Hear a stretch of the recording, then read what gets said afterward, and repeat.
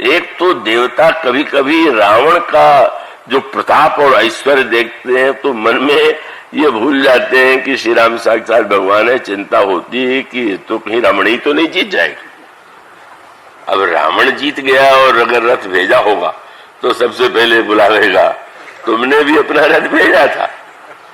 तो मानो एक चिंता तो ये है, पर ये तो नहीं कह सकते थे किसी देवता ने कहा कि हम लोग को रथ भेजना चाहिए। नहीं। तो इंद्र ने ये कहा कि उन्होंने तो नहीं कहा कि रथ की आवश्यकता है, रथ उन्होंने नहीं मंगाया। दूसरे देवता ने कहा संकोच किया होगा, शीलवान है। इंद्र ने यही तर्क किया कि केवट से मांगने में संकोच नहीं और मुझसे मांगने में संकोच है। केवट से तो नाव मांग रहे थे, नहीं कर रहा था तो भी कह रहे थे कि हम तुम्हारी नाव से के बिना पार ही नहीं होंगे। और युद्ध में एक बार भी मुझे संदेश नहीं भेजा। उद्देश्य भाई बड़े की बड़ाई दूर करी, इंद्र के रथ की उन्हें क्या आवश्यकता है। वो तो मेरा उस धर्मरथ के द्वारा युद्ध में विजय प्राप्त कर ही लेते हैं, करेंगे ही।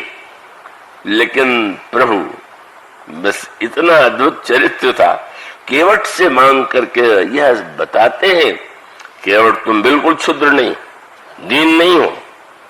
इसीलिए जब गंगा पार उतारने के बाद जो प्रभु मनुष्य और मुनि से कहते हैं कि आप जो चाहे मांग लीजिए, मैं महान दानी, वही प्रभु केवट ने पार उतार दिया। प्रभु को दंडवत किया और प्रभु की दशा क्या है, महादानी नहीं। केवट उतरी दंडवत कीना, प्रभु सकुचे यही कछु नहीं दी। अगर लक्ष्मण जी पूछ दें कि महाराज जब आपने वह चरण दे दिया कि जिसको ऋषि मुनि बड़े बड़े सम्राट चाहते हैं, तो आपको कैसे लगता है कि आपने केवट को कुछ नहीं दिया। तो भगवान का उत्तर यही है कि ऋषि मुनियों को तो मेरे चरण की चाह है, राजाओं को तो मेरे चरण की चाह है, केवट को तो कह चुका कि मुझे चरण की कोई आवश्यकता नहीं। अगर आपको जाना है तो चरण धुलाइए, और धुलाने के लिए भी आपको कहना होगा कि मेरा चरण धो। जो प्रभु अवश्य पारगा चाहू, मोहि पद पदुम पखारण काऊ। तो प्रभु ने कहा कि लक्ष्मण अब तो उतराई नहीं, चरण धुलाई भी देना चाहिए। अब अगर उसने केवल मेरे उपकार किया तो उसको हम तो लगता है तो मेरे पास तो कुछ नहीं। साक्षात ब्रह्म परमात्मा को, अनंत कोटि ऐश्वर्य के स्वामी को जब ये लगने लगे कि अरे मैंने तो केवट को कुछ नहीं दिया, तो स्वभाव की, शील की आप जरा कल्पना कीजिए। और उसके बाद आदिशक्ति भगवती सीता, वो तो प्रभु के हृदय की बात को जानती है, बोले नहीं, पर प्रिय ही की सिय जानन हारी, मन मुदरी मन मुदित उतारी। बड़ी प्रसन्न हो गई और मुद्रिका आपने उतार लिया। ये मुद्रिका बड़ी अनोखी है। सबसे पहले इस मुद्रिका का दर्शन हुआ था मिथिला में, जब विवाह के लिए प्रभु बता रहे थे, कर मुद्रिका चोरी चित ले। बाद में यह मुद्रिका जो है जनक नंदिनी सीता के हाथ में पहुंच गई। वो एक खेल खेला जाता है, नेग है उसका। उस नेग में महिलाओं ने जब वो क्रीड़ा किया तो उसमें जनक नंदिनी जीत गई, श्री राम हार गए। तो अपनी मुद्रिका उन्होंने हारने के बाद दे दिया। तो केवट ने को देख के जब प्रभु संकोच में गड़ गए, तो श्री किशोरी जी ने अपनी मुद्री क्यों उतार लिया। प्रभु ने कभी एकांत में पूछा, आपको मुद्री उतारने का ध्यान क्यों आया। बोले प्रभु आप मेरे सामने हारे तो आपने मुद्री दिया, पर मैंने देखा कि हम तीनों को हराने वाला जब ये है तो मुद्री इसी को दे देना चाहिए। उन्होंने यही कहा कि तो मुद्री, लेकिन शब्द क्या देखे, आप जरा सा कुछ अधिक किसी को देंगे, लो भाई राम, नाम माने तुमने जो किया उससे अधिक दे रहा हूं। प्रभु एक शब्द नहीं कहते हैं कि देखो मैं कितनी बड़ी वस्तु दे रहा हूं। यह मुद्रिका जो स्वर्ण मणि राम नाम से अंकित है, जो दिव्य है, न कहे कृपालु लेहु उतर आई, पारिश्रमिक दे रहा हूं। मानो प्रभु यह भाव उस पर देना ही नहीं चाहते कि तुमने जो किया है। हम चाहते हैं, आप चाहते हैं कि सामने वाला हमें प्रणाम करे, सलाम करे कि अरे भाई हमने ये तो हमें इतना ही मिलना चाहिए था, इन्होंने इतना अधिक दे दिया। पर प्रभु ने शब्द यही कहा, पुरस्कार नहीं, दान नहीं, तुमने उतारा, उसकी उतराई दे रहा हूं। और कैसा अनोखा निकला, कैसा परिवर्तन श्री राम ने किया। मुद्रिका ले सकता था, प्रभु बड़े प्रसन्न होते, जनक नंदिनी परम प्रसन्न हो जाती, लेकिन केवट ने चरणों को पकड़ लिया और यही कहा कि महाराज शब्द क्या था, नाथ आज मैं काह न पावा। प्रभु आज मैंने क्या नहीं पा लिया, शब्द पर ध्यान दीजिएगा। जब पाने की बात होगी तो एक देने वाला होगा, दूसरा पाने वाला। केवट प्रभु जो दे रहे थे उसको लिया नहीं, पर शब्द यही था कि प्रभु मैंने क्या नहीं पा लिया। प्रभु ने पूछा, मैं दे रहा हूं, तुम ले तो नहीं रहे हो, पर तुम क्यों ये कहते हो कि मैंने क्या नहीं पा लिया। केवट का शब्द था, प्रभु मैं तो इस गंगा घाट पर कब से नाव चला रहा हूं और जितने लोग पार उतरते थे वो दे के ही जाते थे, पर जाते समय प्रत्येक यह अनुभव करा के जाता था कि तुम साधारण हो, तुम दरिद्र हो, हम कृपा कर रहे हैं, उदारता से तुम्हें दे रहे हैं। मानो उन्होंने दिया तो पर मुझे दीन बना के दिया। पर धन्य है आप गंगा के तट पर आकर के खड़े हुए तो कल्पना यही हो सकती थी कि आप कहेंगे केवट जो मांगना हो मांग लो, तुम्हारी गरीबी हम मिटा देंगे।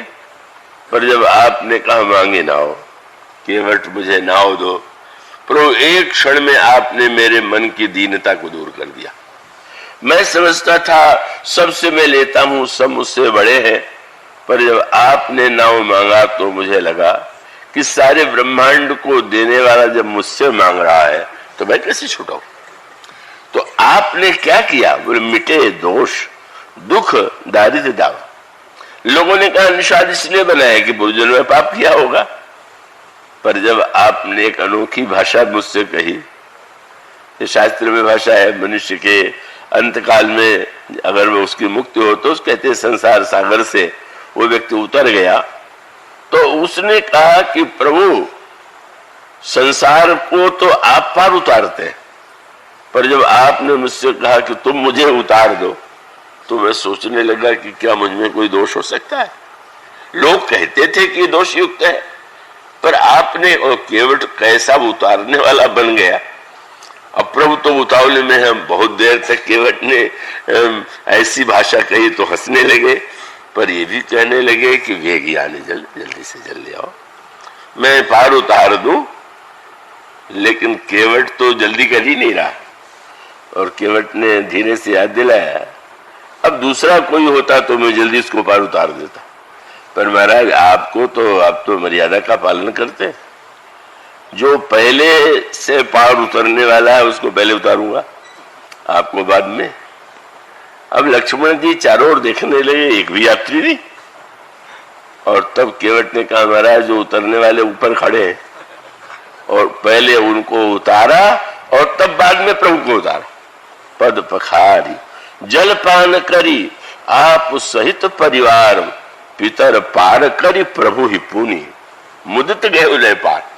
पहले पितरों को पार किया, पितर बेचारे मुक्त नहीं हुए थे कि गंगा में ही पाप करना है उनको, तो मानो पितरों को पार। भगीरथ ने अपने पुरखों को पार करने के लिए गंगा को उतारा, पर धन्य वो केवट जिसने अपने पितरों को पार करने के लिए कठौते में गंगा को उतार दिया। कठौते में प्रभु के चरण पखार करके पितरों को पार उतार दिया। केवट ने कहा प्रभु आज मेरे जीवन में न दोष की अनुभूति है, न दीनता है और दुख भी नहीं।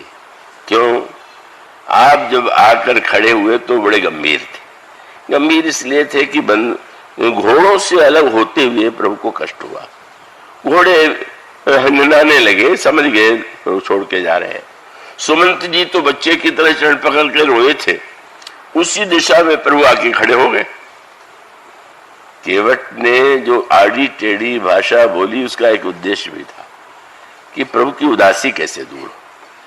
और उदासी दूर करने के लिए ऐसी बात कही कि खूब हंसे। तो केवट ने कहा, मुझे लगा कि जब आपकी उदासी मैं दूर कर सकता हूं, आपको मैं हंसा सकता हूं, तो मेरे जीवन में कुछ नहीं, मिटे दोष दुख दारिद्र दावा। श्री राम महानतम इसलिए नहीं है कि वे स्वयं, वो तो महानतम है ही, पर वे अवतरित होकर के साधारण से साधारण व्यक्ति को भी इतनी शक्ति दे देते हैं, इतना बल दे देते हैं, इतना महत्व दे देते हैं कि वो बड़ा से बड़ा हो जाता है। और इसीलिए भगवान श्री राम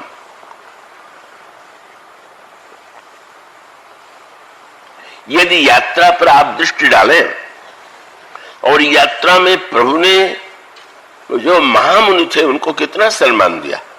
भरद्वाज जी से कहते हैं, आप मुझे बताइए मेरे लिए कौन सा मार्ग ठीक है। वाल्मीकि जी से पूछते हैं, महाराज आप कृपा करके बताइए मेरे लिए रहने के लिए कौन सा स्थान। भगवान श्री राम का अगस्त्य जी से पूछते हैं, मैं रावण को कैसे मारूं। सम्मान देने का अर्थ दूसरों को असम्मान देना नहीं है, एक भगवान राम के चरित्र का तत्व है। अगर कोई व्यक्ति बड़ों का पक्ष लेकर छोटों का निरादर करे, या छोटों का पक्ष लेकर के बड़ों को अपमानित निरादरित करे, तो विषमता बनी ही रह गई। भगवान श्री राम उनको प्रणाम करते हैं, दंडवत करते हैं, लेकिन इतना होते हुए भी वह सम्मान जो प्रभु ने गीध को दिया, जो शबरी को दिया। यात्रा क्या है, कल आपके सामने बात कही गई थी, जैसे दो किनारों को जोड़ने के लिए अगर पुल हो, सेतु हो, तो दोनों किनारे एक दूसरे से जुड़ जाते हैं। भगवान राम का सेतु कितना बड़ा है, कितना विशाल है, और किस तरह से अगर दशरथ पिता हैं तो मनु के रूप में कितनी तपस्या कर चुके हैं, पर जब प्रभु ने गीध को पिता का सम्मान दिया, वह गीध जिसके लिए गोस्वामी जी ने कहा, गीध अधम खग आमिष भोगी। फलाहारी गीध नहीं था, ये कल्पना न कर लीजिएगा कि गीध कोई फलाहार पर रहता होगा, वो तो आमिष भोजी ही था। पर प्रभु ने जो सम्मान गीध को दिया, गीध के सम्मान की आप कल्पना कीजिए। प्रभु जब गए दंडकारण्य में, तो जाके आपने मुनियों के चरणों में भले ही मस्तक रखा, पर गोस्वामी जी कहते हैं, गीध राजसन भेंट भई बहुविध प्रीति दृढ़ाए, गोदावरी निकट प्रभु रहे पर्ण गृह। गीध राज जी से इतना प्रेम बढ़ाया, अरे आपके रहते हुए मैं निश्चिंत हूं, पिता के सामने जैसे बालक निश्चिंत रहता है, वैसा ही मुझे आप निकट है। इसलिए आप कल्पना कीजिए, जिस रावण को चुनौती देने का साहस अमर नहीं कर पाए, उसका साहस किया मरण धर्मा गीध ने। अमर जिसको मरने का डर नहीं, क्योंकि उससे पूछा जाए कि जब मरने का डर नहीं है तो डरते क्यों, बोले मरने का डर नहीं पर पिटने का डर तो है। मरेंगे नहीं, वो पिटेंगे और जो चोट लगेगी। पर धन्य गीधराज, अगर जनक नंदिनी का हरण करके रावण ले जा रहा है, तो सीता जी की पुकार को किसी ने नहीं सुना, पर गीधराज सुनी आरत बानी, रघुकुल तिलक नारी पहचानी, और बोले सीते पुत्री करस जन त्रासा, करियो जातुधान करनासा। और वह स्वर जब रावण के कान में गया तो उसमें दूर थे। रावण सोचने लगा, ये कौन है, देवता नहीं चुनौती दे रहे, ये मुझे चुनौती देने वाला। उस समय तक सामने दूर सोचने लगा कि मैनाक, कहीं मैनाक पर्वत आ रहा है क्या, कि खगपति होई, गरुड़ तो नहीं आ रहे हैं चुनौती देने के लिए। लेकिन उसको लगा, ये लोग क्या मेरा बल नहीं जानते हैं, कि मैनाक की खगपति होई, मम बल जान सहित पति सोई। कह दिया, ये जो गरुड़ है वो अपने स्वामी विष्णु से सहित जानता है कि मैं कितना बलवान। विष्णु से भी मुझे डर नहीं, विष्णु से भी भय नहीं, ये कैसे चुनौती दे रहा है गरुड़। थोड़े और पास तो गीधराज जी दिखाई गए। रावण को आश्चर्य हुआ, ये बूढ़ा गीध ये मुझे चुनौती दे रहा है। इतना क्या हो गया इसको। अच्छा, पर रावण तो जो व्याख्या करता है वो अभिमान वाली करता है।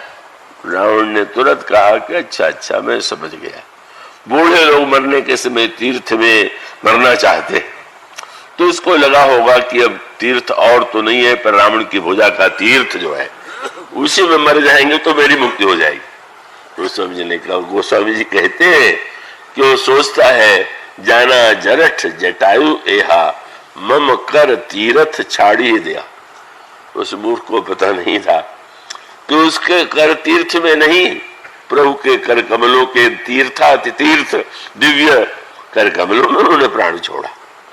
और वह गिरिराज कितने महानतम है कि भगवान श्री राम उनसे उनके पीड़ित शरीर पर, और वो इतने व्याकुल है और मरने से अपने को रोक रहे, प्राण जाना चाहते हैं।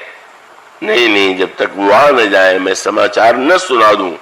प्राणों को धिक्कारा उन्होंने, चाहत चलन प्राण प्रामर बिनु प्रभु सिय सुधी, प्रभु ही सुनाए।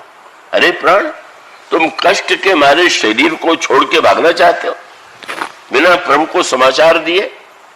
और जब समाचार सुना चुके तो प्रभु ने कहा, मेरे जान तात कछुक दिन जीजे। हे पिताजी, मैं चाहता हूं कि आप कुछ दिन जीवित और रहे और मैं सेवक पुत्र के रूप में आपकी सेवा करूं, और मुझे पुत्र को पिता के होने पर जैसा सुख मिलता है वैसा सुख दीजिए। भगवान के आंखों में आंसू थे, जल भरी नयन। पर कैसा दृश्य था जब भगवान रो रहे थे और गीध हंस रहा था। आनंद उसको, बोले महाराज मैं और जीवित अब रहना चाहूंगा। मानो ऐसा, ये जो गीध को सम्मान देना, गीध को इतना महत्व देना कि वो रावण को चुनौती दे सके, और ये भी कह दिया कि मैं कोई अपनी दयालुता और कृपा से आपको मुक्ति नहीं दे रहा। भगवान राम ने कहा, तात कर्म नियत गति पाई। आपने जो गति पाई है उसमें मुझ मेरा कुछ नहीं, आपने अपने महान कर्म के द्वारा गति प्राप्त कर ली। मानो भगवान श्री राम की है यात्रा, जिसमें बड़ों को सम्मान देते हुए भी का वो स्पष्ट हो जाता है कि उनके जीवन में यह स्पष्ट अनुभूति होने लगती है। गिरिराज को पिता बनाते हैं, और आप कल्पना कीजिए जब शबरी के आश्रम में प्रभु गए, अत्रि से अगस्त से जैसे पूछा रावण कैसे मरे, महर्षि भरद्वाज से पूछा किस मार्ग से जाएं, और वाल्मीकि जी से पूछा कहाँ रहे। पर सीता जी खो गई तो प्रभु किसी मुनि के पास नहीं गए कि क्या उपाय है सीता जी को पाने का। शबरी के पास गए और शबरी जी से भगवान ने यही कहा कि जनक सुता के सुधि भामिनी जानहु कहु करिवर गामिनी। जनक नंदिनी का की सुधि आप बताइए। सोचिए, गिद्ध से समाचार मिल चुका है, भगवान कहते हैं आप बताइए कि जनक नंदिनी को पाने का क्या उपाय।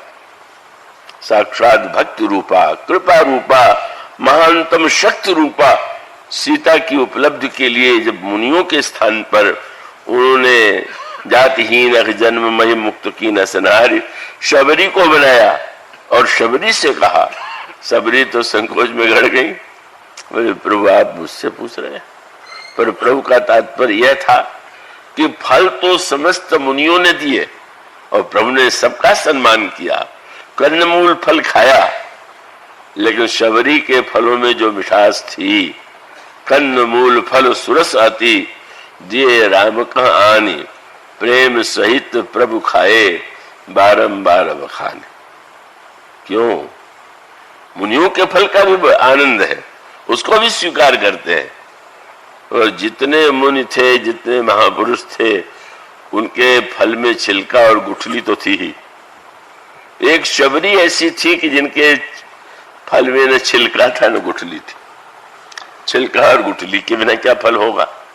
तो इसका अर्थ ये है कि छिलके में एक सौंदर्य है, उसको व्यक्त होता है, स्वच्छ करता है, तो मानो जब आप किसी को बहुत बढ़िया वस्तु भेंट करते हैं, कोई फल भी बहुत मीठा फल है, जरा लेकर के तो देखिए, तो मानो प्रदर्शन की थोड़ी वृत्ति बहुत किसी किसी में तो होती।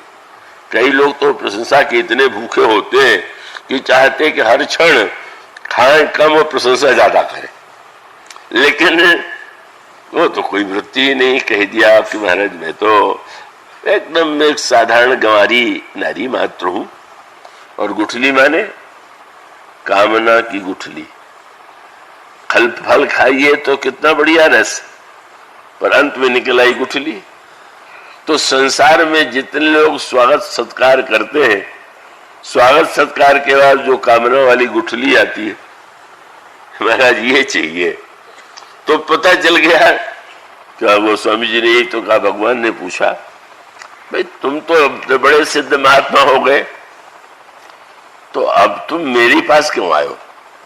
तो गोस्वामी जी ने कहा महाराज बड़ी कठिनाई, मैं नियम से भिक्षा लेने जब जाता हूं तो जाही कहो दीनता हो देखो दीन सोई। जिसके पास मैं जाता हूं तो मैं रोटी चाहता हूं, उसको धन चाहिए, बेटा चाहिए, नहीं यानी क्या क्या चाहिए। तो मैं जब देखता हूं कि ये तो मुझसे भी गरीब है, दीन है, तो मानो संसार में शबरी ही एक ऐसी है, कोई कामना नहीं, कोई प्रदर्शन नहीं, दिखावा नहीं। वो श्रेष्ठ व्यक्तियों में भी होता है, और जो जितने नीचे होते हैं उनमें उतना अधिक होता है। वो तो शर्वंग जी के आश्रम में प्रभु गए तो लगा कि थोड़ा दिखावा आ गया, आगे मैंने स्वभाव सहज भाव से।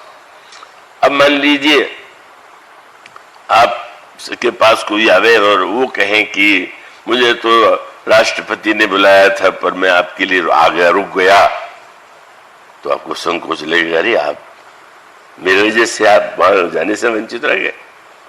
और कहीं कह दे कि उन्होंने तो गाड़ी भेजी थी और मैंने लौटा दिया, तो शर्वंग जी से मुंह से निकल गया क्या, चितवत पंथ रहो दिन राती, अब प्रभु देख जुड़ानी छाती।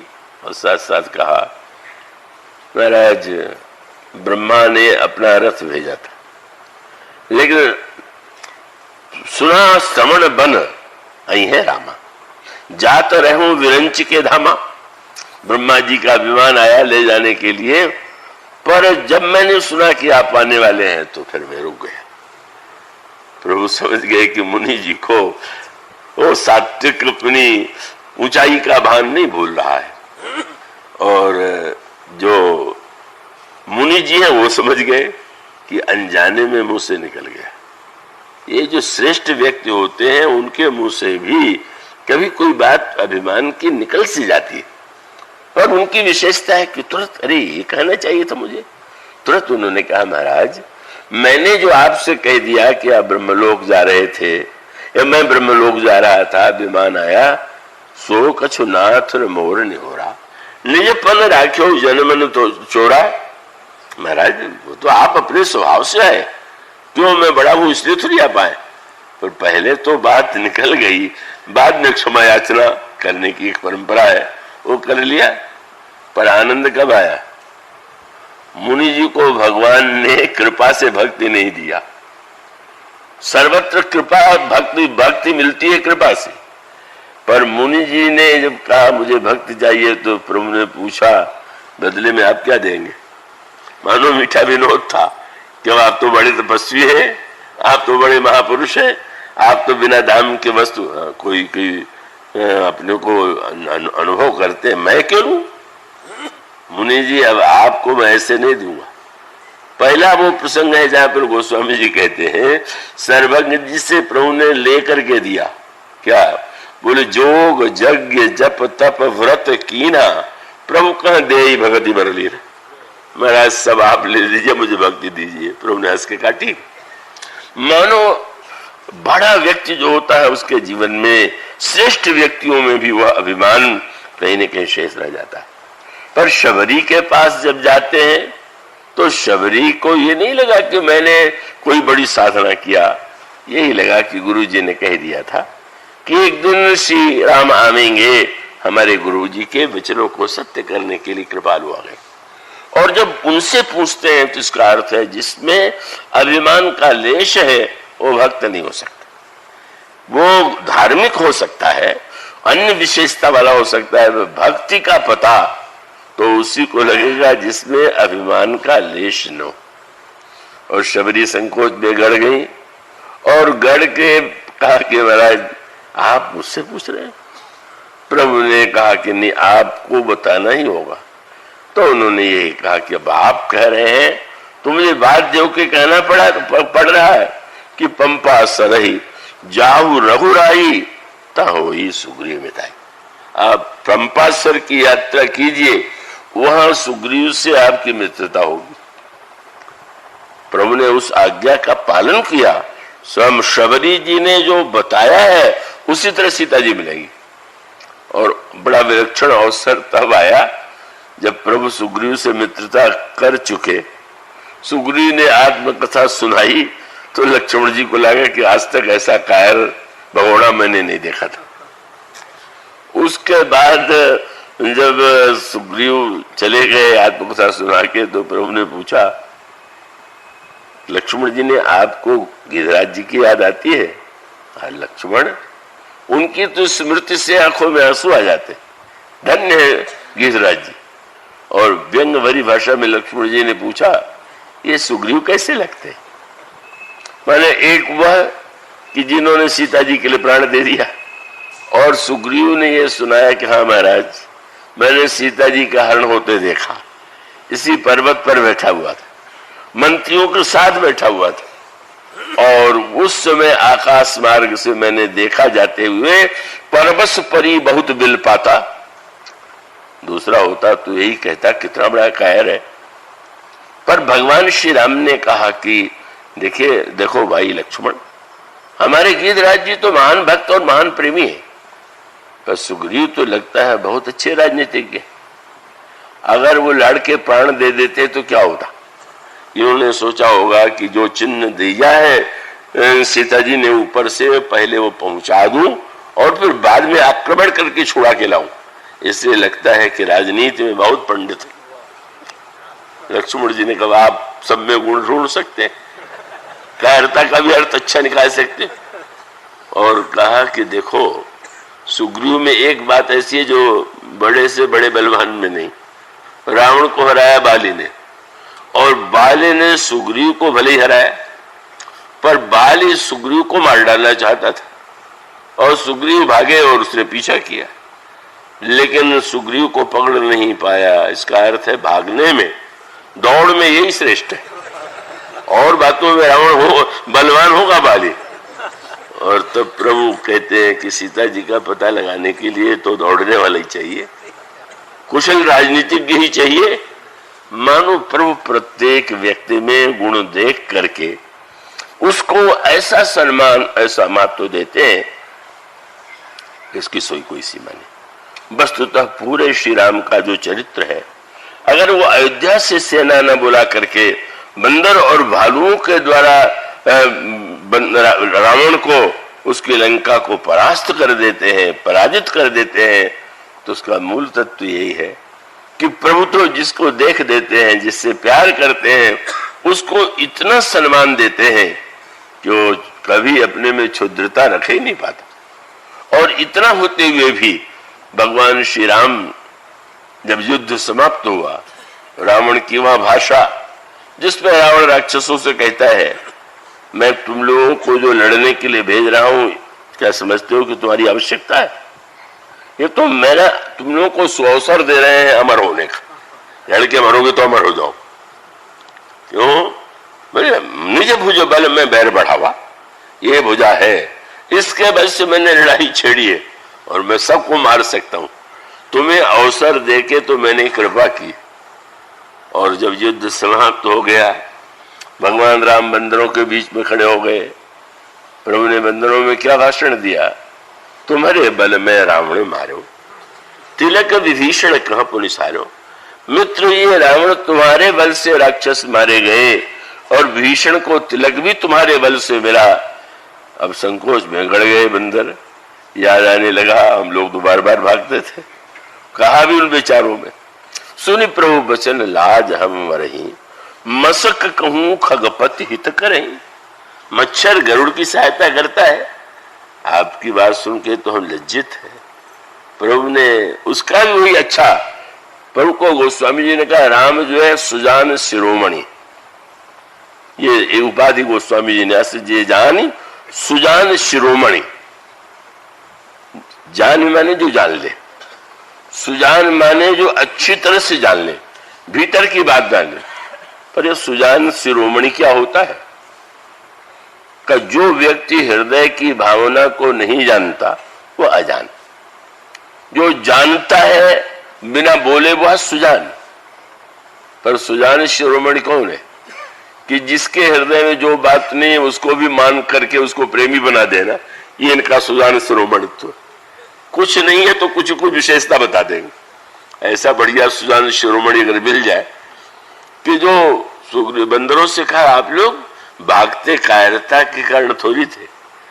सेना जब आक्रमण करती थी राक्षसों को तो आप लड़ करके पहले उनको सगा देते थे, पर बाद में यश मुझे मिले इसलिए आप लोग पीछे हटके मुझे आगे कर देते थे। ये तो आपकी कृपा है। और ये भाषण प्रभु ने यही नहीं दिया, अयोध्या में भी जाकर के कहते हैं ये सब सखा सुनो मुनि मेरे, भय समर सागर कहाँ बेरे, मम हित लाग जन्म इन हारे, भरत होते मुहि अधिक प्यारे। मानो प्रभु का वह दिव्य चरित्र गोस्वामी जी ऐसे श्री राम को हमारे सामने रख करके कहते हैं क्यों डरते हो। आज तो ये बात तो समझ में बात आने लगी है कि शरीर और मन के रोगों का बड़ा संबंध है, और आजकल उसको महत्व देकर के मानसिक चिकित्सा के भी बड़े अनेक डॉक्टर दिखाई देते हैं। पर प्राचीन मानसिक चिकित्सक में और आधुनिक मानसिक चिकित्सक में एक अंतर है। होता यह है कि जो लोग बहुत सोचते हैं, बहुत चिंता करते हैं, मन में केवल अशुभ कल्पना बुरी कल्पना करते हैं, वो लोग मानसिक रोगी हो जाते हैं। तो बहुत सोचने का जिनको अभ्यास है तो दवा औषधि दे करके डॉक्टर जो है वो जो सोचने की उसकी वृत्ति है उसका उपशमन करता है। वो कभी उसको लगता है कि कुछ नींद सी आ रही है, लगता है कि कुछ सोचने की शक्ति कम हो गई, पर उसके मूल में धारणा है कि ये व्यक्ति जो अनावश्यक कल्पना करता है उस कल्पना से इसको कैसे मुक्त करें तो मानसिक रोग उसका कम हो जाए। और भक्त शास्त्र की मान्यता ये कि इसको इतना सोचने के लिए शक्ति दो कि इसका मानसिक भय दूर हो जाए। क्या एक व्यक्ति को चिंता हो जाए अगले अब क्या होगा, सुन लिया पढ़ लिया कि कैंसर में मर गया, बोले मुझे कैंसर हो जाएगा तो क्या होगा। हर रोग अपने में ही घटा लेता है। और चिंता के मारे कोई दरिद्र हो गया, बोले हमारे पास भी पैसा नहीं रहा तो क्या होगा। मानो का डॉक्टर ये कहता है कि इस चिंता को दूर करने का उपाय है मस्तिष्क को ज्यादा सोचने की दिशा में मत डालो। और भक्त कहते ये तो सोचो तुलसी चित चिंता न मिटे, बिनु चिंतामणि पहचाने। चिंता है तो चिंतामणि की पहचान करो। गोस्वामी जी से पूछा किसी ने, आपको अकबर से राजा से किसी से डर नहीं लगता? बोले तुलसीदास रघुवीर बाहुबल सदा अभय काहू न डरे। जब साक्षात प्रभु राम मेरे रक्षक हैं तो मैं कैसे डर सकता हूं। मानो भक्त की जो धारणा है, इसलिए गोस्वामी जी मन के रोगों की चिकित्सा बताते हैं और ये कहते हैं कि शरीर और मन जुड़े हुए हैं, पर मन के रोगों की दवा वो भगवान का गुण, भगवान की भक्ति, भगवान का शील, भगवान की करुणा। भगवान कैसे है ये बस उछाह की जानकी नहाने, कहात गही तो निभाह करेंगे। मानो यह जो भगवान के आश्वासन की वाणी है वह आश्वासन की वाणी वो हम सब लोगों को देते, और देते हुए अंत में वही तो कहते रघुपति कृपा जथा मति गावा, यह मैं पामन चत सुहावा। मैंने प्रभु ने कृपा की और अपने में जितना ग्रहण कर पाया मैंने सुनाया और फल भी बता दिया। आपको अगर बहुत बेचैनी लग रही है, अशांति लग रही है तो कहते मुझे देख लो, मेरे समान कौन भागा, कौन दरिद्र, कौन तिरस्कृत, कौन अपमानित हुआ होगा, जिसके माता पिता ने भी त्याग कर दिया। लेकिन आज जो है घर घर मांगे टूक पूरी, भूपति पूजे पाए, ते तुलसी तब राम बिनु, ते अब राम सहाय। और एक दिन तो गोस्वामी जी ने प्रभु से बड़ी मीठी बात कही। बोले, प्रभु आपको पता है मेरे विषय में लोगों ने क्या प्रचार कर दिया है कि मैं आपका बड़ा भक्त हूं। तो तुम हो कि नहीं? अरे हूं तो नहीं। तो लोग पूछते हैं तो तुम क्या कहते हो कि मैं भक्त नहीं हूं? नहीं महाराज, मैं यही कहता हूं कि भक्त हूं। तो क्या झूठ बोलते हो क्या? तो क्या मीठी बात कहते हैं, लोग कहे और हूं कहो, जन खोटो खरो रहु नायक ही को। तो अब महाराज आपके पास तो दो ही मार्ग बचा हुआ है कि या तो मुझे, अगर मुझ में बुराई है तो बुराई के बाद आपको कलंक भी मिलेगा। तो सेवक का जो बुरा कार्य होता है उसे स्वामी को कलंक मिलता है। तो या तो आप कलंक सह लीजिए, लोग कहेंगे तुलसीदास ऐसे ही है और कैसा राम का सेवक है। तो बिगड़े सेवक स्वामी के साहिब सरगारी। कुत्ता किसी को काट ले तो कुत्ते का जो मालिक होता है उसी को गाली पड़ती है, कैसा दुष्ट है, ऐसा कुत्ता पाल रखा है कि हमको काट लिया। वो स्वामी जी भगवान को याद दिलाते हैं, बिगड़े सेवक स्वान के साहिब सरगारी। महाराज एक ही उपाय, कह या हानि सहो बलि जाऊं, कि मोह करो निज लायक ही को। और ये न चाहे तो जैसा लोग कहते वैसे बना दीजिए, आपके पास इसको छोड़ के कोई और रास्ता नहीं है। इस तरह से वो स्वामी जी ने प्रभु का जो दिव्य रूप, दिव्य चरित्र, दिव्य लीला, गुण और उनकी वह कृपा और करुणा हम सबके सामने रखी, और जिसके द्वारा उन्होंने बताया जाकी कृपा लवलेश ते मतिमंद तुलसीदास हो, पायो परम विश्राम राम समान प्रभु नहीं कहूं। तो मैं ये समझता हूं कि अब आप लोग भी विश्राम के लिए व्यग्र होंगे। कथा में आपने मुझे तो बड़ा सुख मिला कि आप इतने विलंब हो जाने के बाद भी बिल्कुल बैठे रहे।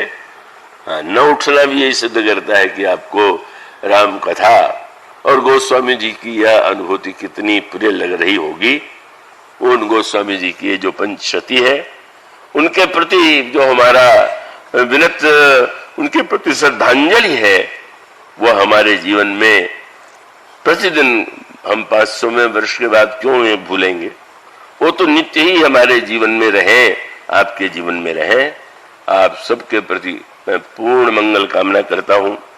पत्रकारों के प्रति जिन्होंने जो आ पाए उन्हें भी फिर से पढ़ने का अवसर दिया, जो नहीं आ पाए उनको भी उन्होंने समाचार पत्रों के माध्यम से, मुरलीधर जी ने अमित प्रभात के द्वारा, बोलचंद जी ने स्वतंत्र पत्रकार स्वतंत्र, और सत्येंद्र प्रताप सिंह जी ने हिंदुस्तान, कृष्णानंद जी पांडे ने राष्ट्रीय सहारा, सुरेंद्र सिंह जी ने, और दैनिक जागरण में भी इस तरह से जिन्होंने इस राम कथा का सार संक्षेप अन्य लोगों तक पहुंचाया, उनके प्रति भी हार्दिक मंगल कामना है।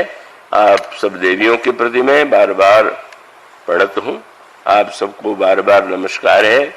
और इस दोहे के साथ आज धन्य में धन्य अति, यद्यपि सब विधिहीन, निज जन जान राम मोहि, संत समागम दीन। सियावर राम। आरती श्री रामायण जी की, कीरति कलित ललित सियपी की, कीरति कलित ललित सियपी की, गावत ब्रह्मा दिख मुनि नारद, गावत ब्रह्मा दिख मुनि नारद, वाल्मीकि विज्ञान विशारद, वाल्मीकि विज्ञान विशारद, सुख संसादी अरु तारद, सुख संसादी अरु तारद, भरनी पवन सुत की रत्नी की धरणी पवन सुत की रत्नी की आरती श्री रामायण जी की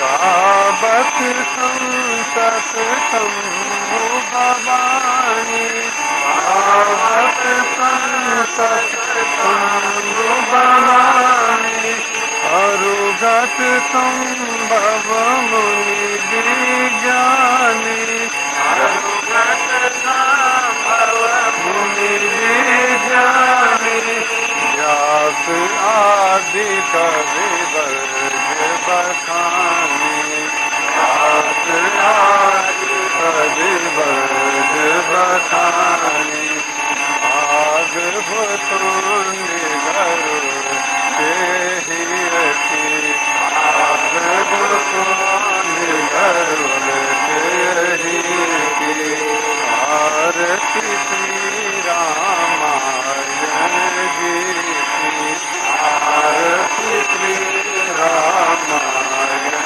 जी गावत संतत शंभु भवानी गावत संतत शंभु भवानी अरुगत संभव मुनि विज्ञानी अरुगत संभव मुनि विज्ञानी व्यास आदि कवि वर्ग बखानी व्यास आदि कवि वर्ग बखानी भागवतों गरुड़ के हियति भागवतों गरुड़ के हियति आरती श्री रामायण जी की आरती श्री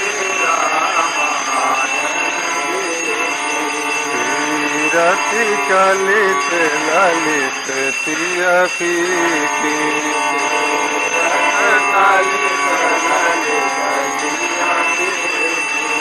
काली मल हरनि विषय रस प्रीति काली मल हरनि विषय रस प्रीति सुभग सिंगार मुक्ति जुवती की सुभग सिंगार मुक्ति जुवती की दलन रोग भव मोरी अमी की दलन रोग भव मोरी अमी की आत्मा से सब दिख तुलसी की आत्मा सब दिख तुलसी की आरती श्री रामायण जी की आरती श्री रामायण जी